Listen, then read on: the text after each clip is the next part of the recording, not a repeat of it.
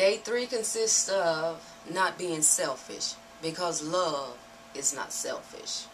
A scripture from Romans 12 chapter and 10th verse. Be devoted to one another in brotherly love. Give preference to one another. The reading says, if there were ever a word that basically means the opposite of love, it is definitely selfishness. Unfortunately, it is something that is ingrained into every person from birth. You can see it in the way young children act and often in the way adults mistreat one another. Almost every sinful action ever committed can be traced back to a selfish motive. It is a trait we hate in other people but justify in ourselves. Yet you cannot point out the many ways your mate or spouse is selfish without admitting that you can be selfish too. That would be hypocritical.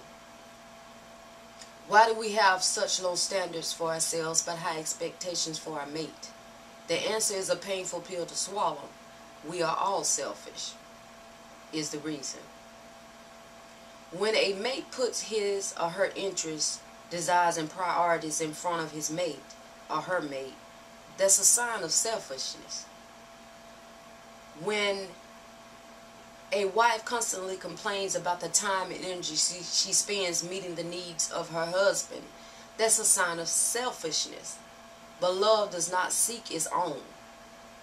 Loving couples, the ones that enjoy the full purpose of their marriage or relationship, are bent on taking good care of the other flawed human they get to share life with. That's because true love looks for ways to say yes. One ironic aspect of selfishness is that even generous actions can be selfish if the motive is to gain bragging rights or receive a reward. If you do even a good thing to deceitfully manipulate your husband or wife, you are still being selfish. The bottom line is that you either make decisions out of love for others or love for yourself. Love is never satisfied except in the welfare of others. You can't be acting out of real love and selfishness at the same time. Choosing to love your mate will cause you to say no to what you want so you can say yes to what they need. That's putting the happiness of your partner above your own. It doesn't mean you can never experience happiness, but you don't negate the happiness of your mate so you can enjoy it yourself. Love also leads to inner joy. When you prioritize the well-being of your mate, there is a resulting fulfillment that cannot be duplicated by selfish acts. Ask yourself these questions. Do I truly want what's best for my husband or wife? Do I want them to feel loved by me? Do they believe I have their best interests in mind? Do they see me as looking out for myself? Whether you like it or not, you have a reputation in the eyes of those around you, especially in the eyes of your mate or spouse.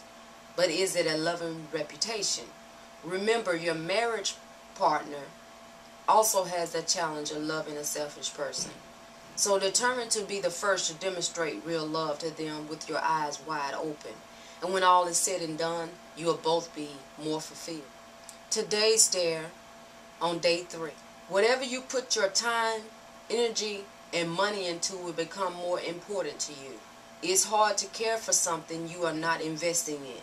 Along with restraining from negative comments and being kind, buy your spouse something, your mate something that says, I was thinking of you today. James 3rd chapter 16th verse, where jealousy and selfish ambition exist, there is disorder.